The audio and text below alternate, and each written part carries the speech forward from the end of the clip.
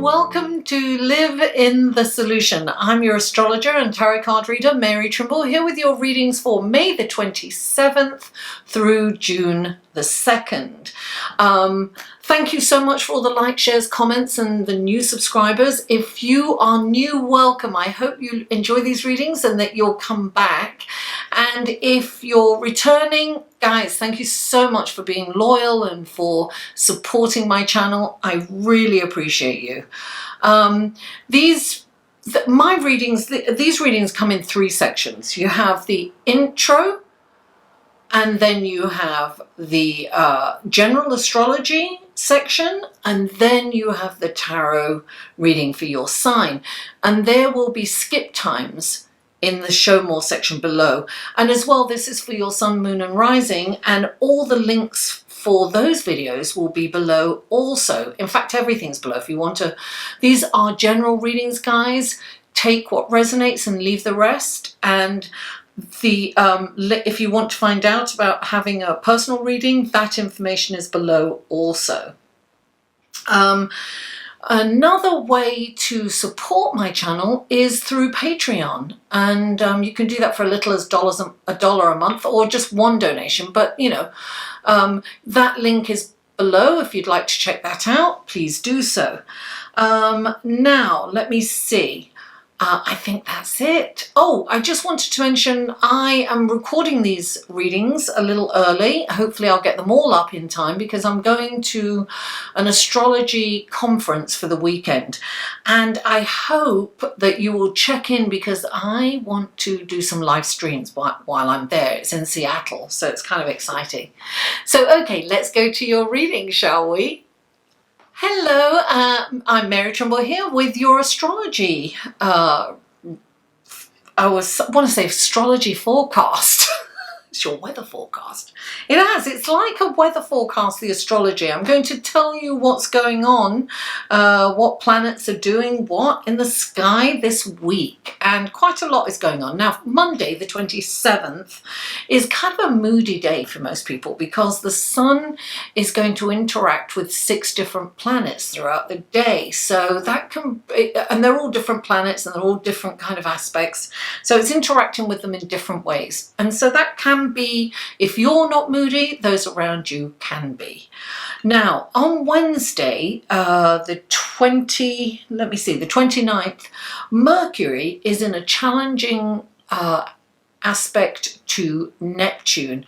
Now, Mercury is in its home planet. It's in its, ruling sign, sorry. Mercury is the planet. I get ahead of myself. My mind goes too far. So, okay, so Mercury is in its home sign of Gemini. And so it's very strong. And Neptune is also in its home sign. Neptune is in Pisces at the moment. So they are very strong. And this kind of brings in they'll take you on this kind of fantastical journey. Now, your dreams will be very vivid and probably very difficult to tell what's real and what's fantasy, because the veil between reality and fantasy is very thin during this aspect. I would advise not to make any life-changing decisions during this time, because rational thought kind of eludes us during this time. It's brilliant for like creative writing a novel or science fiction, or filming something like that, create, screenplays, something like that. Anything that taps into creative visualization will really benefit and succeed at this time. Now, on Thursday, Venus, the planet of love, relationships, and also finance, is in a beautiful relationship with Neptune, right? So this kind of brings in a lovely, ethereal, softer, kinder, loving kind of energy. So it's very kind of, music and art are really appreciated during this time. So that's what I would do. I would tap into, into the energy that's available to me, and perhaps go to a concert or an art show. Now, on the same day, Mercury is opposite Jupiter. So they're kind of on a seesaw kind of ride, if you will. So this is about seeing the bigger picture. It's about thinking, kind of not paying attention to detail. The details can get lost. Try to remember to, pay attention to details. Now, this is a good time to engage in study, higher learning, like philosophy, something like that. But you are in danger of losing time and totally forgetting about your responsibilities. You might want to put like a little alarm on your phone. On Friday, Venus is in a beautiful relationship to Saturn, so it's a lovely balanced energy. And Saturn brings in practical grounding influence to Venus. So this is like practical financial business plans with realistic gains. It's a good time to lay the groundwork for a business or a project with the new moon coming up. This is incredible to get all your ducks in a row so you can kind of start something brand new at the new moon. Sunday, June the 2nd, Venus is in a beautiful relationship with Pluto. Darling, this is kind of love at first sight energy. It's like this magnetism and attraction. It's very difficult to kind of resist that magnetism. The emotions are so intense and vibrant, and we can reach a higher octave of love. Very exciting. All right, let's go to your card, shall we? Yeah, hello, Aquarius. Aquarius. I should be quiet. I'm in my hotel room in Chicago. No, I keep saying Chicago. Oh my goodness. I'm in Seattle. That was last year. Oh my God. I'm in Seattle. I'm sleepless in Seattle, darling. That's what I am. I am sleepless in Seattle. I am clarifying these cards. I mean, sorry.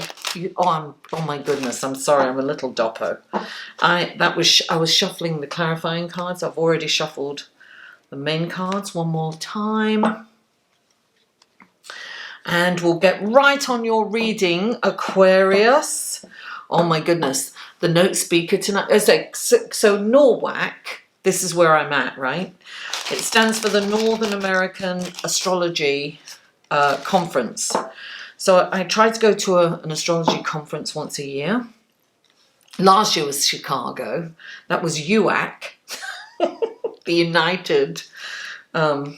Anyway, that's another story. But anyway, the keynote speaker tonight was really funny. I kind of want to share the Aquarius stuff with you. He put up Aquarius drag names with, like RuPaul drag names. And then he did some kind of archetype things that was really funny. Anyway, I'll share that with you later. Join my Facebook group. I put stuff up there that I don't share normally. So here we go. Wonderful. What wonderful guidance, blessings, and helpful information can you give Aquarius for this week, the week of May the 27th through June the 2nd? What wonderful blessings and guidance. Aquarius. 2 more cards, please. Aquarius. Oh, 1 card. They are flying all over. 1 more card for Aquarius. Oh, there it is. Oh, there it is. Yes, it's rather late. I decided not to party, and oh gosh, my whole thing's falling down. I decided to spend my valuable time with you guys. Okay. Oh my goodness, I keep seeing this 1 card. It better not come out for you. And you better not get the same message, guys. Somebody better pay attention to the messages you've been getting for months. Somebody better do it, because these spirits are not giving up until you do. Okay, here we go. Okay, this is clarifying. Please clarify. Okay. Oh dear. Okay. Please clarify the Okay, and please clarify. Please clarify. Oh, wow. Okay. Come on, please clarify the... Oh! Well, thank goodness you didn't get that card. Thank goodness. But there is a card that keeps popping up that everyone's getting. Okay. The first card out for you is the King of Swords. The King of Swords is... he's representing somebody. He's kind of one of those... he's kind of detached emotionally. He's not passionate and he's not emotional. This is definitely something. He can be a lawyer. He can be... It's that kind of thing. He's a rational thinking kind, but not emotionally connected. He's not that kind of person where he emotionally connects. He has no trouble in banging down the gavel. It can represent... you know, litigation of some kind of arbitration coming down. So this person, if this person is in your life, it could be a partner, somebody, you know, it could be somebody like that, that there's a wall up and there's no emotions, there's no connection with this person. He's business as usual. He does the right thing. You know, he goes through the motions, but he doesn't... you know, he takes care of his responsibilities, but there's no emotional connection there. You know, there's no empathy, there's no compassion, there's no kindness. It's just, you know, it's just going through the motions. It's somebody who goes through the motions, but doesn't necessarily do anything really bad, right? And then you've got the Queen of Cups, and the Queen of Cups... Now, this is gender fluid. You know, if your partner's, you know, a woman, this could be a woman too, you know. Now, the Queen of Cups, she comes in because you're probably overdoing it and you need to take care of yourself. So this is reminding you to, you know, sometimes you try to help and do things for everyone and you can't. It's like you've got to kind of pull it in and you've got to remember to take care of yourself. You know, you've got to get enough rest, you've got to get the right food, you've got to, you know, nutrition, you've got to sleep, you've got to exercise, you've got to do everything in you know, to help yourself. And sometimes this means relaxing and having a nice massage or something, right? Now the next card you have is the Eight of Cups. And this is saying that you're not happy where you're at. You're not happy with your life right now. It's like you want something with more meaning. You want something to mean more. You want a connection. This can be a spiritual connection for you, or it can be a connection with somebody else. This is you yearning for more. And it's almost like you're ready to kind of walk away from everything. But knowing you, Aquarius, probably not. You're probably thinking about it. This is you in your head walking away, but you actually physically don't do it. You plan it in your head and then you change your mind. Look, clarifying it, it's so interesting, right? Because you've got the Seven of Cups and the Eight of Cups. The Seven of Cups is saying that you have choices here. You have quite a few choices. When the Seven of Cups comes in, you don't know what to do. You don't know how you're going to do it. And there's some kind of fear about moving forward. Because it's like foggy. You're like, oh my God, do I do this? Do I do that? Do I do the other? What should I do? It's very that. So what I would say when this card comes up, listen, I'm telling you, when the Seven of Cups comes up, the answer's inside. You don't need to go outside. The answer is within, but you've got to quieten your mind because you're an air sign, right? You know, and It's funny, your keywords are I know. Mine are I feel. But these are, this is, you've got to shut the mind down, because the mind is just going to analyze and it's going to go over all these options and it's going to try to make plans. But really, the best decision, or the most intelligent way to make a decision is when your heart and your mind are connected. And in order to connect your heart and mind, you have to quieten the mind a bit, because it's taken over.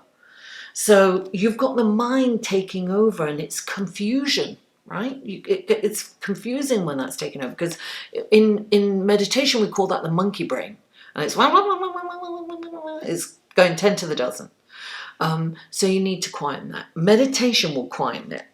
I may say this, you may not do it. Aquarius. And look, this is interesting. You've got the Queen of Wands, and she's passionate. She does everything. She goes out. She's gregarious. She is she's the hostess with the mostest. She's always doing things. She's networking. She's making things happen. She's organizing. She's feeding the kids. She's taking them to school. She's got a business. She's got a job. She's got the career. She's the wife. She does everything. This is, don't underestimate yourself and have confidence. It's like you've got to be confident in yourself and don't underestimate yourself. You can do anything. And you are in your head, because this is what you've got clarifying the Queen of Wands, who's all passion.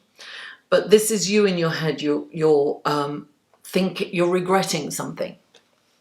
You're in your head and you're thinking about something that you're up in your head going over scenarios, things that you should have done, shouldn't have done, all these going over. This is very typical air sign. It's like going over things that you could have, should have, would have done, but you didn't, or you did and you shouldn't have done.